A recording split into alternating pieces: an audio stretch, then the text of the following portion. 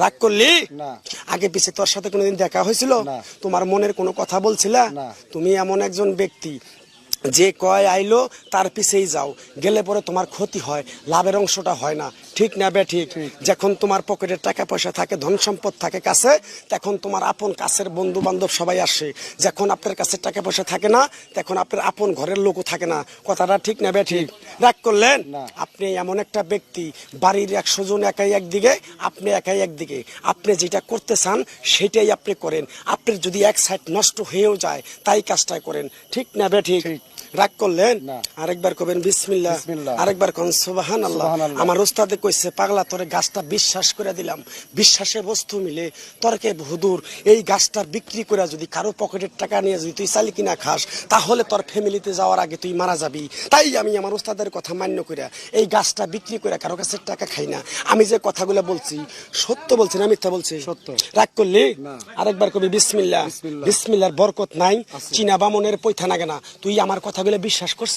হ্যাঁ, বিশ্বাস করি। কিরকম বিশ্বাস করছ?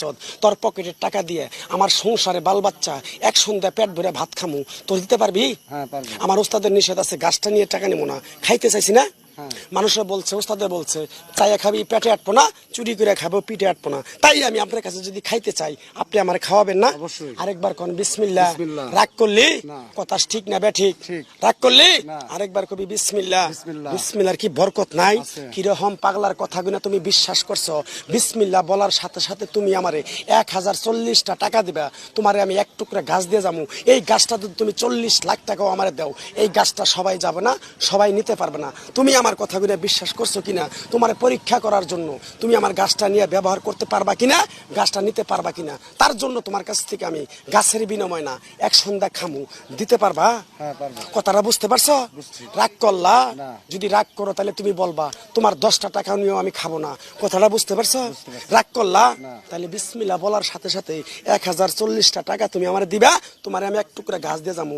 এই গাছটা তুমি ঠিকভাবে নিয়ম কারণ মাইনা ব্যবহার করবা, যে কাজটাই হাত দিবা সেই কাজটাই তুমি সফলতা পাবা। কথাটা ঠিক না বেঠিক? কথা ঠিক। রাগ করলা? তুমি যে মানবিক কাজগুলা করো, সবার পাশে যেয়ে তুমি দাঁড়াও, তোমার যে আরো মানবিক কাজ করে তারাই তোমার পিছনে এসে শত্রুমি করে। কথাটা ঠিক না বেঠিক? তোমার ভালো কেউ চায় না, তোমার খারাপটার দিকে লক্ষ্য করে সবাই। কথাটা ঠিক না বেঠিক? এই কথাটা কোনোদিন বলছিলা? না। আরেকবার কও সুবহানাল্লাহ। সুবহানাল্লাহ। রাগ করলি? না। যদি রাগ না করে থাকস, তোর কাছে কয় টাকা চাইছিলাম? 1040 টাকা। বিশ্বাস করছ? বিশ্বাস করি। কিরকম বিশ্বাস করছ? বিসমিল্লাহ বলার সাথে সাথে তুই আমারে 1040টা টাকা দিবি, তোর এক টুকরা গাছ দিয়ে যাই, গাছটা তুই নিয়ম কারণ মাইনা ব্যবহার করবি। আল্লাহ যদি তোরে মুক্তি করে, এই মাটি গেলাম, তোরে যদি টাউটেরি বাটপারি সিটেরি করে যদি তোর কাছ থেকে টাকা নিয়ে খাই, আমি যেন বাল বাচ্চার মুখ না দেখতে পারি। কথাটা কি বুঝতে পারছ? জি, বুঝছি। আরেকবার কবি বিসমিল্লাহ। বিসমিল্লাহ। রাগ করলি? না। কথাটা খারাপ কইছি না ভালো কইছি? ভালো। কথাগুলো আগে পিছে বলস নাই? না। আরেকবার কর বিসমিল্লাহ। বিসমিল্লাহ। বিশ্বাস করে নিবি, সবকিছু তোরে আল্লাহ মুক্তি করবো। রাগ করলি? না। কিরকম পাগলার কথাটি তুই বিশ্বাস করছ? বিসমিল্লাহ বলার সাথে সাথে তুই আমার 1040টা টাকা দেখাবি। 40 টাকা যদি না থাকে তুই আমার ডাইরেক্ট 1000 টাকা দিবি। 1000 টাকা দিবি, তোরে আর দুইটা কথা বলে দেবো। বুঝতে পারছ? রাগ করলি? না। তাহলে বাড়ি কর টাকা 1000, বাড়ি কর, দেরি করবি না। Salam alaikum.